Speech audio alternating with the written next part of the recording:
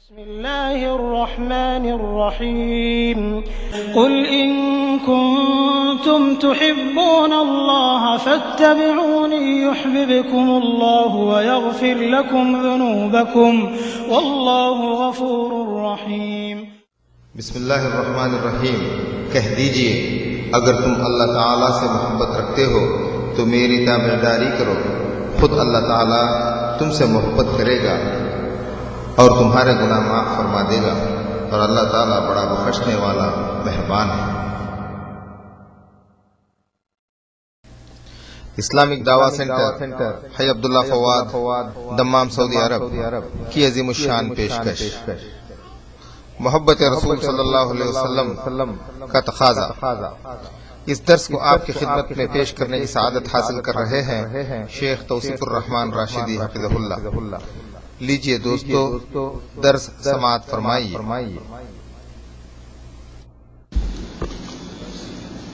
ان الحمد لله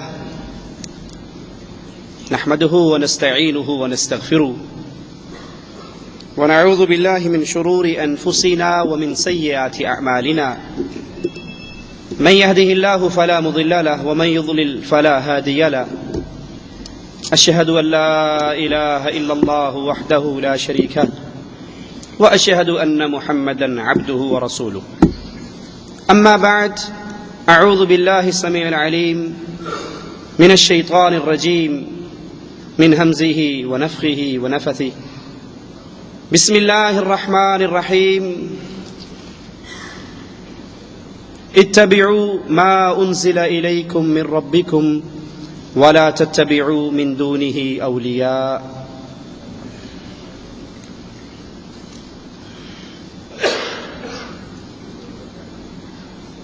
چابی جس کے دندانے نہ ہوں وہ تالا کھولنے سے قاصر ہے، ایسی چابی جو بالکل پلین ہے، جس کے دندانے نہیں ہیں، یہ کام نہیں دے سکتی۔ اسی طرح ایسی محبت جو تقاضوں کو پورا نہ کرتی ہو، خالی اور خولی محبت انسان کو جنت میں نہیں لے جا سکتی۔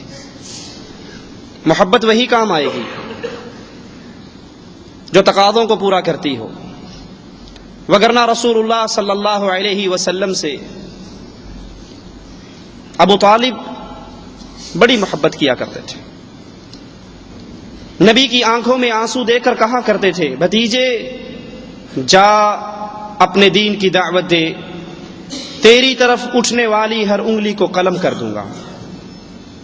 بڑی عجیب محبت کرتے تھے۔ شیب ابی طالب میں اللہ کے نبی بند ہوئے، یہ اپنے بیٹوں کو لے کر خود بخود بند ہونے کے لیے پہنچ گئے۔ رات چھا جاتی، نبی علیہ الصلاۃ والسلام کے بستر پہ کھڑے ہو کر آپ کو جگاتے اور کہتے اپنے بستر کو خالی کر دے، تیری جگہ پر میرا بیٹا سو جائے گا اور تو اس کے بستر پہ سو جا، کہ اگر کبھی کافروں نے وار کیا بھتیجے تو بچ جائے گا، تیرے بدلے میرا بیٹا قتل ہو جائے گا۔ اللہ کے نبی علیہ الصلاۃ والسلام سے سوال کیا گیا، اتنی محبت کرنے والا چچا کہاں جائے گا؟ فرمایا میرا چچا جہنم کی وسط میں تھا، میں اسے کھینچ کر جہنم کے کنارے پر لے آیا، اس کا پورا جسم آگ سے بچ گیا، اس کے قدموں کے نیچے آگ کے 2 انگارے رکھے جائیں گے، جس کی شدت اور حدت سے اس کا دماغ ایسے کھولے گا جیسے چولہے پہ ہنڈیا کھولتی ہے۔ یہ محبت کام نہ آئی، کیوں؟ اس نے محبت کے تقاضوں کو پورا نہ کیا، اور محبت کا پہلا تقاضا کیا ہے؟ محبوب جو بات کہے اس کو تسلیم کیا جائے۔ اسی لیے اللہ کے نبی علیہ الصلاۃ والسلام نے فرمایا تھا، وہ کلمہ لا الہ الا اللہ جو میں نے اپنے چچا پر پیش کیا، اگر وہ اس لا الہ الا اللہ کو تسلیم کر لیتا، فَهِيَ لَهُ نِجَاتٌ، یہ کلمہ اس کو جنت میں داخل کر دیتا، جہنم سے نجات دلا دیتا۔ محبت کے دعوے دار تو بہت ہیں، لیکن سچی محبت کرنے والا کون ہے؟ جو محبوب کی پہلی دعوت لا الہ الا اللہ، کوئی مشکل کشا نہیں، کوئی حاجت روا نہیں، کوئی غوث اعظم نہیں، کوئی بری کرنے والا نہیں، کوئی رزق دینے والا نہیں، کوئی اولاد دینے والا نہیں، کوئی شفا دینے والا نہیں، کوئی حکومت دینے والا نہیں، کوئی غریب نواز نہیں، بندہ نواز نہیں، بندہ پرور نہیں، گنج بخش نہیں، کوئی نہیں الا اللہ سوائے عرش والے رب کے۔ جو اس دعوت توحید کو تسلیم کرے یہ سچی محبت کر رہا ہے، اور جو اس دعوت کو ٹھکرا دیتا ہے وہ محبت میں جھوٹ بولتا ہے، اور جھوٹی محبت جنت میں لے جا سکتی۔ رسول اللہ صلی اللہ علیہ وسلم ایک شخص آپ پر ایمان لے کر آتا ہے، محبت کے تقاضوں کو پورا کرتا ہے۔ پہلا تقاضا محبت کا، دعوت توحید کو تسلیم کیجئے اور پھر نبی سے سچی محبت کیجئے۔ ابو سفیان کہتا ہے زید کیا خیال ہے، تو صرف اتنا کہہ کے جان بخشی کروا لے کہ کاش آج میری جگہ پہ محمد سولی چڑھ جاتے صلی اللہ علیہ وسلم اور میں اپنے گھر میں اہل و عیال میں ہوتا۔ کہا ظالم کیا کہتا ہے، میں تو یہ بھی پسند نہیں کرتا میرے جسم کے ٹکڑے ہو جائیں اور میرے نبی کے قدموں میں صرف ایک کانٹا ہی چبھ جائے۔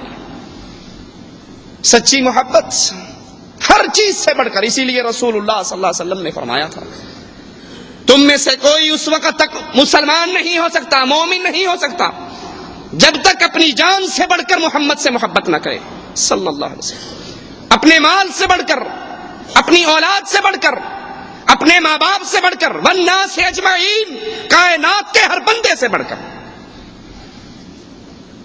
جب وہ کائنات کی ہر چیز سے بڑھ کر محبت کرے محمد الرسول اللہ سے، یہ سچا محب ہے۔ اور جو انگوٹھے چومنے میں تو نبی سے محبت کرے، جو میلاد منانے میں تو نبی سے محبت کا دعویٰ کرے، لیکن نہ اپنی جان سے بڑھ کر نبی سے پیار کر رہا ہے، نہ بیگم سے بڑھ کر، نہ ماں سے بڑھ کر، نہ باپ سے بڑھ کر، نہ بہن سے بڑھ کر، نہ بھائی سے بڑھ کر، نہ برادری سے بڑھ کر، یہ محبت میں جھوٹ بولتا ہے۔ آئیے ذرا اپنے گریبانوں میں نظر ڈالیے، دعوے دار تو بہت ہیں، کیوں نہ ہم اس مسجد میں بیٹھے ہوئے پہلے اپنی ہی فکر کر لیں۔ کیا میں اللہ کے نبی سے محبت کرتا ہوں؟ کوئی ہے جو انکار کرے گا؟ اپنی جان سے بڑھ کر، اپنی بیوی سے بڑھ کر، اپنے معاشرے سے بڑھ کر۔ اللہ کے نبی علیہ الصلوۃ والسلام اگر ان سے ایسی محبت کی جائے، نبی کے دامن سے لگنے والوں کو یہود و نصارہ کبھی ذلیل نہیں کر سکتے، لیکن ہم نے نبی کا دامن پکڑا ہی کہاں ہے؟ اللہ کے نبی علیہ الصلوۃ والسلام کی شریعت، اللہ کے نبی کی ذات ہماری بیگموں سے ہار جاتی ہے۔ آئیے ذرا سوچئے، اللہ کے نبی فرماتے ہیں داڑھیوں کو معاف کر دو، ان کو لٹکا دو، ان کو زیادہ کرو۔ بیگم کہتی ہے ملا کے ساتھ میرا گزارا تو نہیں ہو سکتا، اس کو شیو کرا۔ تولیے ذرا ایمان کو۔ اللہ کے نبی فرماتے ہیں معاف کر دو، لٹکا دو، زیادہ کرو، رحم کرو۔ بیگم کہتی ہے ملا کے گھر میں نہیں رہوں گی، جب شادی ہوئی تھی تو بالکل کچھ اور ہی ماحول تھا، یہ کیا بن گیا؟ کس کو جتا رہے ہو؟